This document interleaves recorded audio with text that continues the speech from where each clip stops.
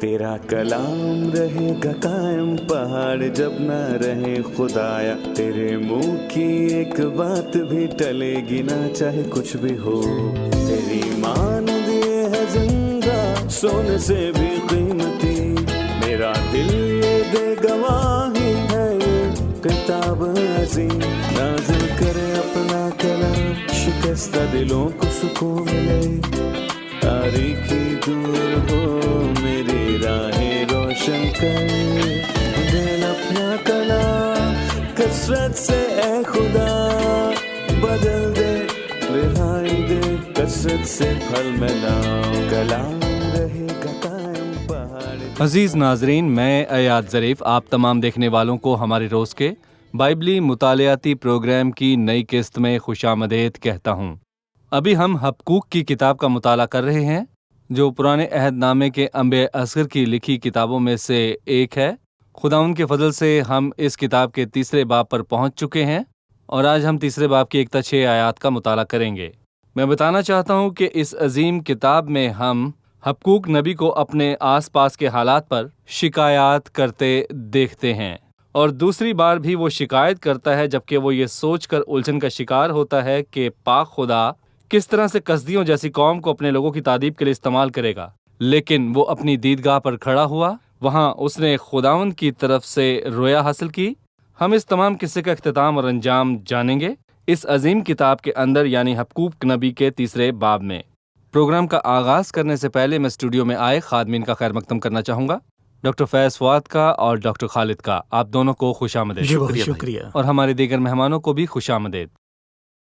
Doctor فیض، ہم تیسرے باب پر پہنچ چکے ہیں، اور میں چاہوں گا کہ آپ تیسرے باب کے متعلق کچھ بتائیں، اس کا بنیادی موضوع کیا ہے؟ اگر آپ اس باب کو کوئی عنوان دینا چاہیں جس سے نوعیت ظاہر ہو تو یہ دعا ہوگا۔ دوسرے باب کا بنیادی موضوع خدا کا کلام تھا کہ رویا کو تختوں پر ایسی صفائی سے لکھ کے لوگ ڈرتے ہوئے بھی پڑھ سکیں۔ خدا کا کلام پرہیزگار ایمانداروں پر اثر انداز ہے، لیکن تیسرے باب میں ہم یہ کہہ سکتے ہیں کہ خداوند پر دعا کا اثر صحیح۔ لہٰذا خدا کے کلام کا اثر، خدا کا کلام ہم میں تاثیر کرتا ہے، اور جہاں تک دعا کی بات ہے وہ خدا پر اثر کرتی ہے، اور ہمارے الفاظ کا اس پر اثر ہوتا ہے۔ در حقیقت خدا کا کلام اور دعا دو بے حد اہم باتیں ہیں جو ایماندار کی زندگی میں بنیادی مقام رکھتی ہیں اور ہمیشہ ایک دوسرے سے جڑی ہیں۔ مثال کے طور پر افسیوں 6 میں لکھا ہے کہ اور روح کی تلوار جو خدا کا کلام ہے، اور پھر آگے لکھا ہے کہ ہر وقت اور ہر طرح سے روح میں دعا کرتے رہو۔ عبرانیوں 4 میں خدا کے الہام کے متعلق لکھا ہے، اور پھر اس کے فوراً بعد وہ دعا اور فضل کے تخت کے حوالے سے بات کرتا ہے، یہاں تک کہ خدا نے اپنی حتمی باتوں کے دوران کہا کہ اگر تم مجھ میں قائم رہو اور میری باتیں تم میں قائم رہیں، یعنی خدا کا کلام، تو جو چاہو مانگو وہ تمہارے لیے ہو جائے گا۔ لہٰذا دعا اور خدا کے کلام کے درمیان ایک تعلق ہے جو کہ میں کہوں گا کہ بہت زیادہ اہم ہے، جو تھرمامیٹر کا کام کرتا ہے۔ ٹھیک ہے، حبقوق اس باب کا آغاز دعا سے اور اختتام گانے سے کرتا ہے۔ یہ وہ ترتیب ہے جب ہم خدا کے حضور دعا میں آتے ہیں اور اس کے آگے اپنی مشکلات اتار پھینکتے ہیں، تو بالآخر ہم اس عالم میں پہنچ جاتے ہیں جس میں گانا اور حمد و ثنا ہے۔ بھائی خالد، میں چند آیات پڑھنے کے بعد آپ سے سوال کروں گا۔ شگا ینوت کے سر پر حبقوق کی دعا۔ اے خداوند، میں نے تیری شہرت سنی اور ڈر گیا۔ اے خداوند، اسی زمانے میں اپنے کام کو بحال کر، اسی زمانے میں اس کو ظاہر کر۔ قہر کے وقت رحم کو یاد فرما۔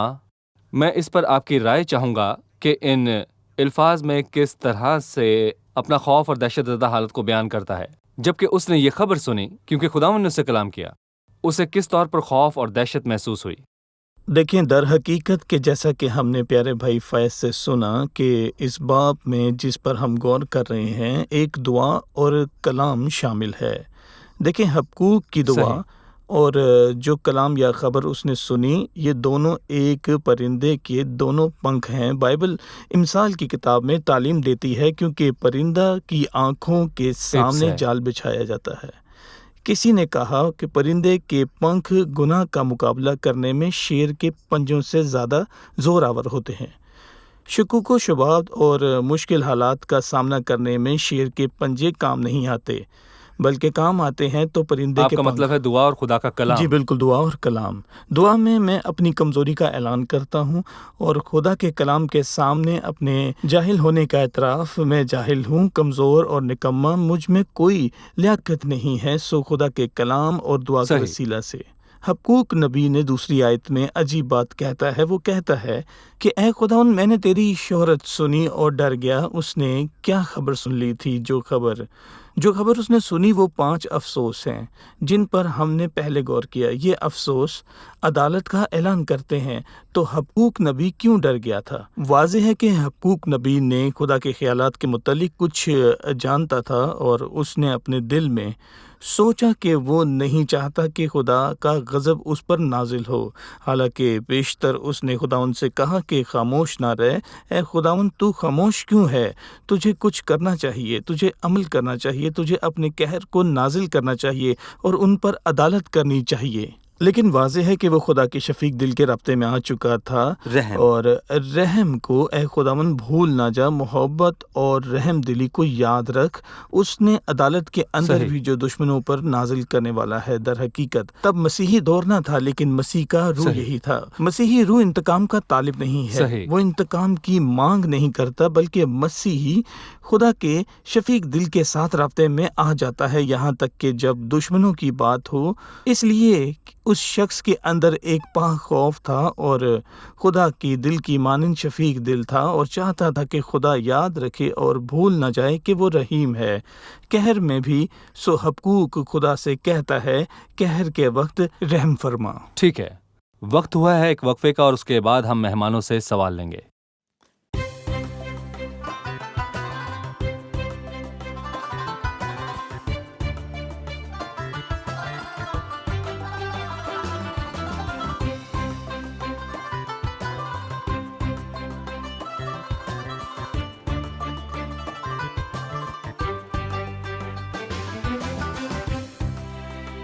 پہلی آیت میں ہم پڑھتے ہیں شگایون کے سر پر حبقوق کی دعا۔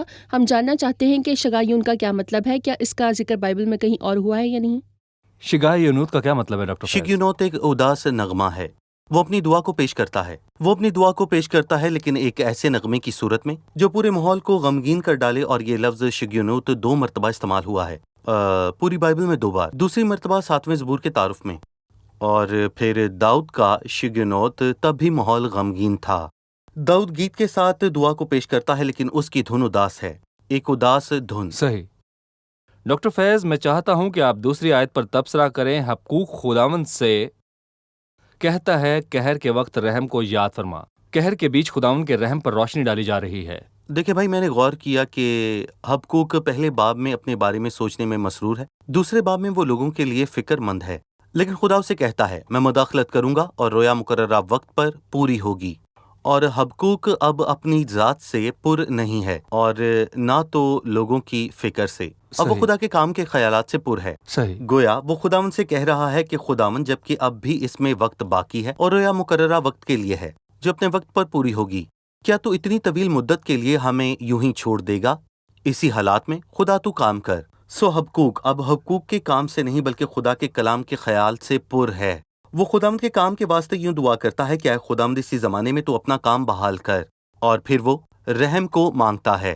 اور رحم کا لفظ کیسا شیریں ہے، کیونکہ وہ اپنی دعا میں اپنی لیاقت پر بھروسہ نہیں کرتا بلکہ رحم پر۔ اور ہم ایک بات صحیح۔ کرتے ہیں کہ یہ رحم سے ممکن ہوا کہ خدا نے ہمیں وہ نہیں دیا جس کے ہم لائق تھے، ٹھیک ہے۔ لیکن فضل یہ ہے کہ ہم نے وہ پایا جس کے ہم لائق نہ تھے۔ اور جی۔ اگر بات ہماری ہی لیاقت کی ہوتی تو خدا ہمیں جہنم میں ڈال دیتا، کیونکہ ہم اس لائق تھے، لیکن خدا تیرا شکر ہو کہ تو نے ہم پر رحم کیا، تو ہمیں جہنم میں نہیں ڈالنے والا، فضل کے وسیلہ سے تو ہمیں آسمان پر لے جانے والا ہے۔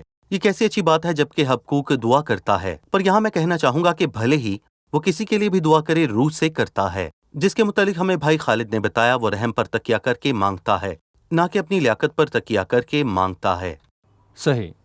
بھائی خالد، میں ان آیات کو پڑھنا چاہوں گا۔ 3 آیت سے، خدا تیمان سے آیا اور قدوس کوہ فاران سے سلا، اس کا ہاتھ جلال آسمان پر چھا گیا اور زمین اس کی حمد سے معمور ہوگی۔ اس کی جگمگاہٹ نور کی مانند تھی، اس کے ہاتھ سے کرنیں نکلتی تھیں اور اس میں اس کی قدرت نہا تھی۔ وبا اس کے آگے آگے چلتی تھی اور آتشی تیر اس کے قدموں سے نکلتے تھے۔ ان آیات کے متعلق ہمیں بتائیے۔ دیکھیں، در حقیقت تیسری آیت میں نبی یقیناً روح القدس کے وسیلہ سے نظمی طریقے سے لکھنے لگا۔ یہاں پر حبقوق نبی کی نبوت کا بقیہ حصہ ایک نظمی حصہ کہہ سکتے شعلہ ہیں بیاں کہ حصہ۔ بالکل بڑا شعلہ بیاں حصہ ہے۔ اس کے اندر عبرانی ادب کی اعلیٰ ترین شکل موجود ہے۔ یقیناً خدا کا کلام اس لائق ہے کہ اسے ادب کی اعلیٰ ترین صورت پیش کی جائے، گراں قدر انداز میں عظمت کے ساتھ، کیونکہ اس کے اندر خدا کے جلال اور احترام کی صفات ہیں۔ لہٰذا تیسری آیت باب کے آخر تک عبرانی میں ایک لسانی صورت ہے جو کہ نظمی صورت ہے۔ یہ بالکل زبور، غزل و غزات اور دیگر نظمی کتب ہیں، لیکن نظمی ترتیب ہمیں دو باتوں کا پتہ دیتی ہے جو کہ بے حد اہم ہے۔ پہلی بات خدا کے جلال کا اظہار ہے، دوسری بات یہ قوم کو اس کی قدیم تاریخ یاد دلاتی ہے کہ کس طور پر خدا نے اپنی قدرت اور جلال کو استعمال کر کے قوم کو بچایا اور اسے مہیا کیا اور اس کی آوارگی میں اسے بیابان میں محفوظ رکھا، جو کہ 40 برس تک جاری رہی تھی۔ لہٰذا دو باتیں ان آیات میں واضح ہیں، نہ صرف جو آیات ہم پڑھ رہے ہیں بلکہ وہ بھی جو بعد میں آنے والی ہیں۔ قوم کی تاریخ کی یاد دہانی ہے اور خدا کی اس جلال کو ظاہر کرتی ہے۔ یہ ہمارے واسطے روح القدس تاریخ پر روشنی ڈالتا ہے جسے اس نظمی انداز میں ترتیب دیا گیا ہے۔ در حقیقت صرف یہاں ایسا نہیں ہے، بلکہ زبور 105 مثال کے طور پر اور زبور 108 میں ہم دیکھتے ہیں کہ تاریخ کی کچھ باتوں کو نظمی انداز میں دہرایا گیا ہے۔ اس سے ہمیں یاد آتا ہے، یہ فہم ملتا ہے تاکہ ہم اپنے ذاتی تجربات کو سمجھ کر ان کے وسیلہ خدا کے جلال کا اعلان کر سکیں، اور ہمارے روحانی گیت جو ہم گاتے ہیں اور جنہیں بطور قربانی اپنے خدا کے لیے پیش کرتے ہیں، تاکہ وہ ہماری تاریخ خدا کی ہم سے بھلائی کی باتوں کو اور مہک آتی ہے جس کا آغاز فضل ہوا ہے اور اختتام جلال ہوگا۔ لیکن میرے پاس تیسری آیت پر تبصرہ ہے، شاید اس میں کچھ مشکلات نظر آئیں۔ خدا تیمن سے آیا اور قدوس کوئے فرحان سے، اور دیکھیں در حقیقت یہ خوبصورت آیت حوالہ دی گئی ہے یہاں پر۔ یہ بہت قدیم شاعری ہے جو مرد خدا موسیٰ سے کہی، اور استثنا کی کتاب کے 33ویں باب میں ہم جو قاضی اسرائیل دہرائے قضا کی کتاب میں انہیں الفاظ کو اپنے گیت میں دہراتا ہے۔ زبور نویس میں 67ویں آیت میں نے بھی اس کی طرف اشارہ کیا ہے۔ حبقوق نبی انہی الفاظ کو یہاں دہراتا ہے۔ واضح ہے کہ یہ ایک نظمی ٹکڑا ہے جو دشمنوں کو سرے زمین پر خدا کے جلال کے مکاشفہ کو ظاہر کرتا ہے، کیونکہ یتمن اور فاران ادوم کے ملک میں دو مقامات ہیں۔ ہم جانتے ہیں کہ ادوم خدا کے لوگوں کا بہت بڑا دشمن ہے، اور ادوم کھلے عام اپنی عداوت کا اعلان نہیں کرتا، لیکن وہ خدا کے لوگوں سے زمانوں سے عداوت رکھتے ہیں۔ خداوند ایک روز ان پر خاص عدالت عمل پر لانے والا ہے۔ گویا قدیم سے موسیٰ کے وقت سے بھی پھر زبور نویس اور خدا کے نبی حبقوق یہ جان چکا تھا کہ خدا کا جلال دشمنوں کی سر زمین پر ظاہر ہوگا۔ خداوند نے ایک بار قوم کے ساتھ ملک مصر میں ایسا کیا تھا، ٹھیک ہے، جبکہ وہ انہیں ملک مصر سے نکال لایا، خداوند اپنے جلال میں ان کی خاطر ظاہر ہوا اور ان کے ساتھ ساتھ اس علاقے میں چلتا رہا۔ بھائی خالد، آپ کی باتوں میں مجھے یہ بھی دکھائی دیتا ہے کہ خداوند ہمیں قدیم ایام کی یاد دلانا چاہتا ہے، یعنی خدا کے ہم سے کیے گئے قدرت کے کاموں کی، تاکہ ہم انہیں یاد کریں۔ اے میری جان، خداوند کو مبارک کہہ، فراموش نہ کر، کیونکہ ماضی کی نعمتیں، ماضی کے واقعات اور ماضی میں خداوند کے زبردست کام جو ہمارے لیے کیے گئے، یعنی ہماری بھلائی کے لیے ہمیں چلتے رہنے کا زور بخشتے ہیں۔ یا جیسے پولس کہتا ہے، چنانچہ اس نے ہم کو ایسی بڑی ہلاکت سے چھڑایا۔ جی بالکل چھڑایا۔ چونکہ اس نے ایسا کیا، پھر چونکہ اس نے ماضی میں ایسا کیا، تو یقیناً وہ مستقبل میں بھی ایسا کرے گا۔ ہمیں اس سے امید ہے کہ آگے بھی وہ ہمیں چھڑاتا رہے گا۔ ہم ایسے ایمان میں جینا چاہتے ہیں جو خدا کے ماضی کے کاموں پر بھروسہ رکھے جو اس نے ہمارے لیے کیے۔ خدا تبدیل نہیں ہوتا۔ میرا ماننا ہے کہ حبقوق بھی یہاں یہی کہہ رہا ہے، خدا نے ماضی میں ہمارے لیے یہ کیا، وہ ہم سے بالکل آج بھی ایسا ہی کرے گا۔ بالکل صحیح۔ خدا کے کلام میں جبکہ خدا اپنے لوگوں کو بیدار کرنے کی پرزور خواہش رکھتا ہے اور انہیں اپنے پاس واپس لاتا ہے، اس کے پاس ماضی کے کچھ واقعات قوم کی تاریخ میں درج ہیں جنہیں وہ نبوتی انداز میں ان کے ساتھ پیش ان کی کرتا یاد ہے، کو تازی بخشتا نہ ہے۔ صرف ان کی یاد کو بلکہ ان کے سر دلوں کو بھی اور ان کے جمے ہوئے جذبات کو بھی، جس کے نتیجہ میں فوری طور پر انہیں خداوند کی طرف سے ملنے والی روحانی گرمی تازہ دم کرتی ہے۔ افسوس کہ ہم روحانی الزائمر کا شکار ہیں۔ جی بالکل، ہماری روحانی یادداشت کو الزائمر کھا گیا ہے، وہ بھول ہم سب چکے ہیں۔ واقعات کو بھول چکے ہیں۔ بالکل ہمیں درد بھرے لمحات تو بہت ہی شدت سے یاد ہیں جن سے ہم کئی برس پہلے گزرے۔ جی بھائی آگے جدعون بڑھیے۔ قضات 6 میں جبکہ لوگوں کے خیالات بگڑ گئے اور وہ خدا کے حضور چلانے لگے، اور خداوند نے ان کے لیے نجات دہندہ نہیں بلکہ نبی کو بھیجا تاکہ انہیں یاد دلائے کہ خدا پیشتر ان کے لیے کیا کچھ صحیح۔ کر چکا ہے، اور نبی کا اثر بے حد واضح ہے، کیونکہ جب جدعون خدا سے بات کرنے لگا یا خدا کے فرشتے سے جو خود ہی خداوند تھا، جدعون کے ذہن میں اس کے سب معجزات تھے جو اس نے ان کے باپ دادا کے واسطے کیے تھے، اور اس نے تاریخ پر نظر دوڑائی، استفنس کی تاریخ پر نظر دوڑائی اور لوگوں کے ضمیر کو للکارا، اور اعمال کی کتاب میں خدا نے جو کام ان کے لیے کیے تھے ان کاموں کے وسیلے سے ان کے ضمیر کو جھنجھوڑا۔ ٹھیک ہے ڈاکٹر فیض، میں چاہوں گا کہ آپ تیسری آیت کے متعلق ہمیں بتائیں تاکہ یہ سلسلہ جاری رہے۔ اس کا ہاتھ جلال آسمان پر چھا گیا اور زمین اس کی حمد سے معمور ہوگی۔ اس آیت کے متعلق آپ کیا کہیں گے؟ دیکھیں بھائی، میں کہوں گا کہ یہ آیت منو عین پوری ہونا ابھی باقی ہے کہ زمین خدا کی حمد اور آسمان خدا کے جلال سے معمور ہو گیا، اور تاریخ میں ایسا کیسے ہوا؟ بلکہ میرا ماننا تو یہ ہے کہ یہ آیت نبوتی پہلو رکھتی ہے۔ مجھے یاد ہے کہ کچھ مبصرین نے خدا کے کلام کے متعلق کہا کہ ہر نبوت کی ایک ادھوری اور ایک پوری تکمیل ہوتی ہے، اور انہوں نے اس سے پانی میں پتھر پھینکنے سے تشبیہ دی ہے، جس سے کئی لہریں پیدا ہوتی ہیں، ایک ادھوری تکمیل، اور پھر اس کے آخر میں ایک پوری تکمیل ہوتی ہے۔ صحیح۔ آسمان پر اس کا جلال چھایا، لیکن ادھوری تکمیل ہوئی جو اسرائیل کی تاریخ میں نظر آتی ہے، اور خداوند نے مصریوں کے ساتھ وہ سب کام کیے اور اپنے لوگوں کو ان کے ملک سے چھڑا لایا۔ پھر بیابان کے پار کرنے میں جبکہ وہ انہیں یردن سے گزار کر ملک کنعان میں لایا، ان حالات میں اس کا جلال اور اس کی شان و شوکت آشکار ہوئی۔ مجھے یاد ہے کہ 2 مرتبہ جب من اترا تو انہوں نے خدا کے جلال کو دیکھا۔ صحیح۔ خدا کا جلال بادلوں پر چھایا تھا جس سے اس کی شان و شوکت ظاہر ہوئی۔ جب اس نے ان پر من بسایا سو خدا کا جلال اور اس کی شان و شوکت ظاہر ہوئی، زمین اس کی حمد سے بھر گئی۔ پھر ہمیں بہت سے واقعات اس قوم کی تاریخ میں ملتے ہیں جو کہ اسی آیت کی تکمیل ہے۔ راہب نے یہ کہا کہ مجھے یاد ہے کہ خدا نے شروعات میں تمہارے ساتھ کیا کیا۔ یہ سب کچھ سنتے ہی ہمارے دل پگھل گئے، کیونکہ خدا تمہارا خدا اوپر آسمان کا اور نیچے زمین کا خدا ہے۔ اس کا جلال اور اس کی شان ظاہر ہوئی۔ اس نے انہیں سمندر کے پار اتارا، انہوں نے کنارے پر کھڑے ہو کے حمد کے گیت گائے۔ ٹھیک ہے، جب مسیح سلطنت کرے گا تو وہ پوری دنیا کا بادشاہ ہوگا، نہ صرف اسرائیل کا بلکہ پوری زمین کا وہ عظیم بادشاہ ہوگا۔ لیکن مسیح کی بادشاہی کا ایک اور پہلو بھی ہے جو کہ آسمانی پہلو ہے۔ جو باپ بادشاہ کہلاتا ہے، اس وقت راست باز اپنے باپ کی بادشاہی میں آفتاب کی مانند چمکیں گے، تب آسمان اور زمین ہم آہنگ ہو کر مسیح کے جلال اور شان کا اعلان کریں گے۔ یہ الفاظ پورے ہوں گے جیسا آسمان پر ہے زمین صحیح۔ پر بھی پورا ہو۔ واقعی یہ پوری ہوگی کہ جیسے آسمان پر ہے زمین پر بھی ہو۔ وقفے کے بعد ہم مہمانوں سے ایک اور سوال لیں گے۔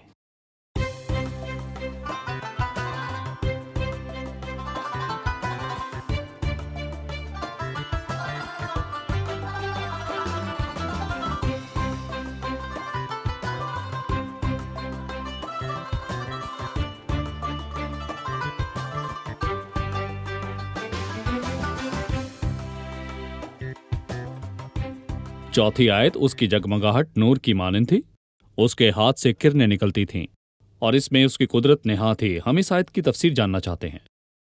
جی بھائی، اس آیت کے بارے میں کیا کہیں گے؟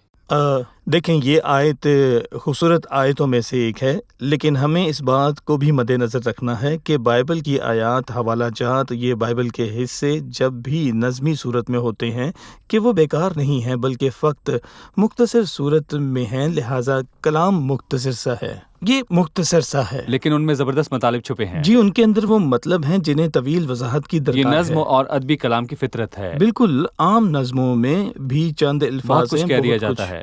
بالکل، باتوں کو مختصر انداز میں پیش کیا جاتا ہے، اور محاوروں میں بھی ایسا ہی ہوتا ہے۔ مثال، جبکہ حبقوق کہتا ہے، اس کی جگمگاہٹ نور کی مانند ہے۔ وہ کہنا چاہتا ہے کہ جب اس کا جلال ظاہر ہوا تو جگمگاتا ہوا جلال عظمت کے ساتھ ظاہر ہوا۔ اس کی جگمگاہٹ وہ ظاہر کرتا ہے، چھپی نہیں رہتی بلکہ سب کے آگے واضح ہوتی ہے۔ وہ بھی یہ کہتا ہے کہ اس کے ہاتھ سے کرنیں نکلتی ہیں۔ جب بائبل کو تفسیر کے ساتھ پڑھتے ہیں تو معلوم ہوتا ہے کہ نوروں سے مراد دو سینگ ہیں روشنی کی۔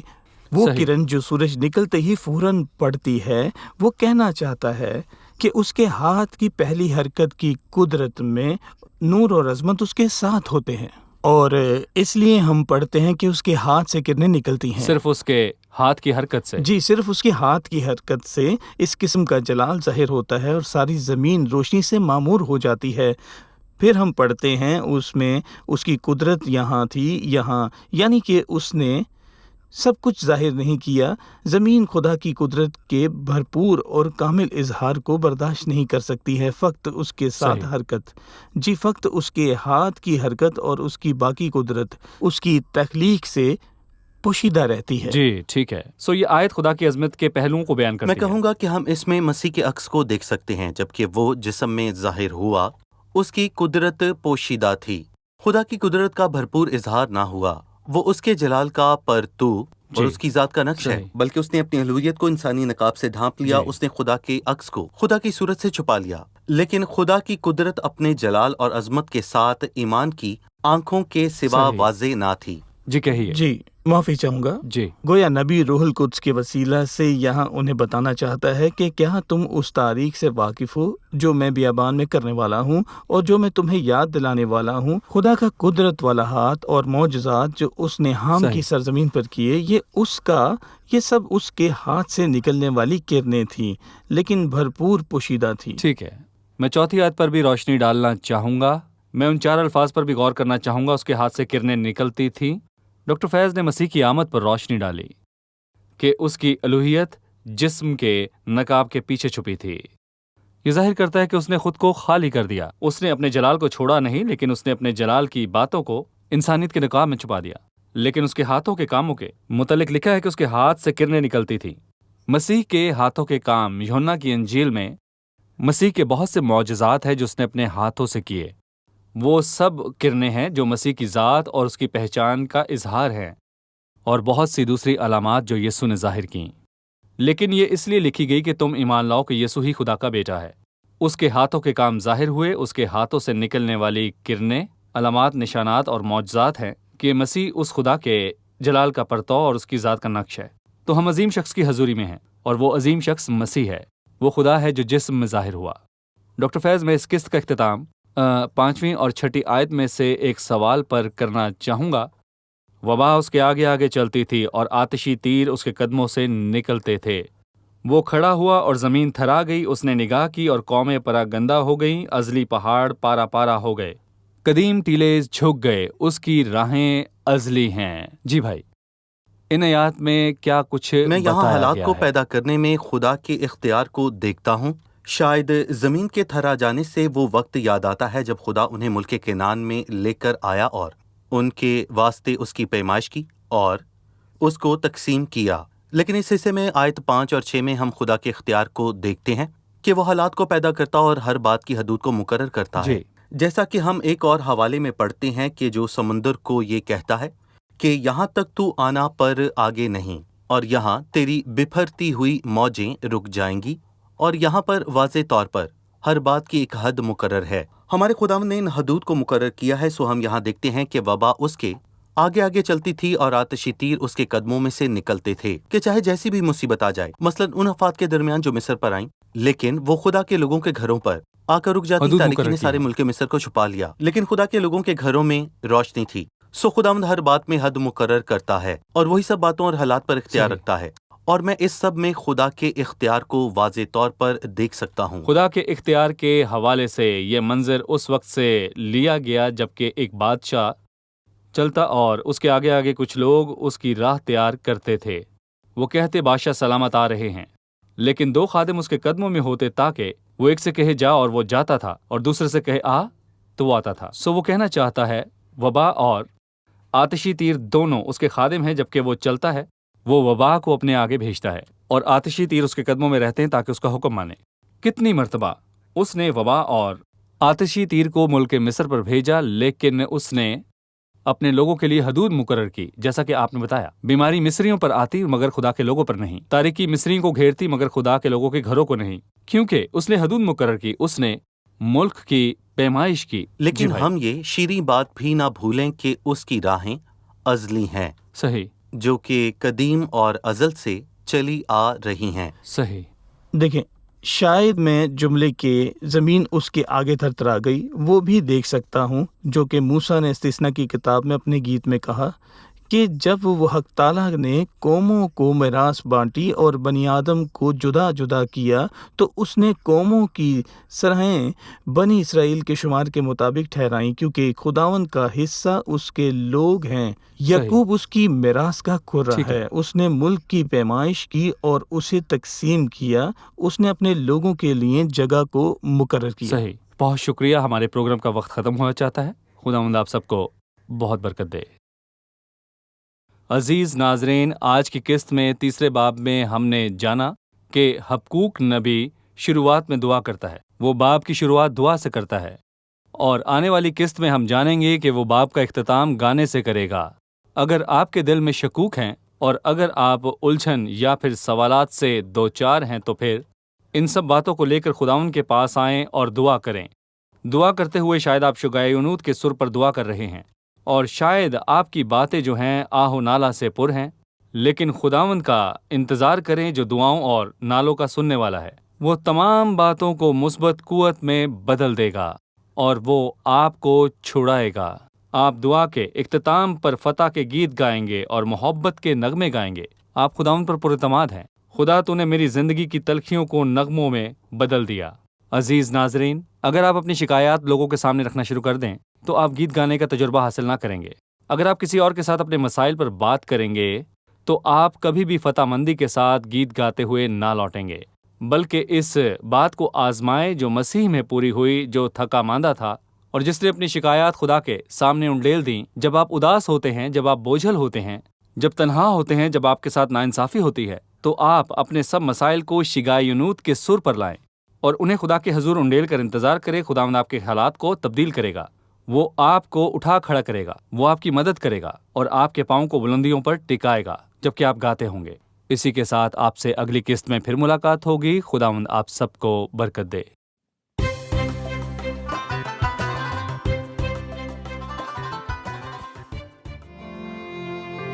يا ترى أي صديق مثل فدينا الحبيب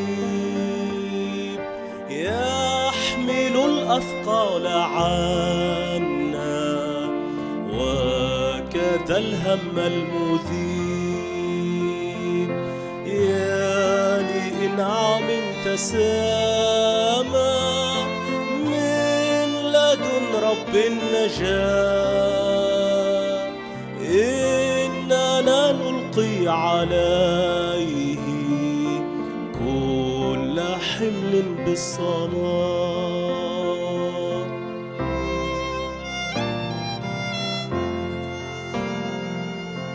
كم لقينا من كروب واكتئابات الحياة حيث لم نلقي عليه كل حمل بالصلاة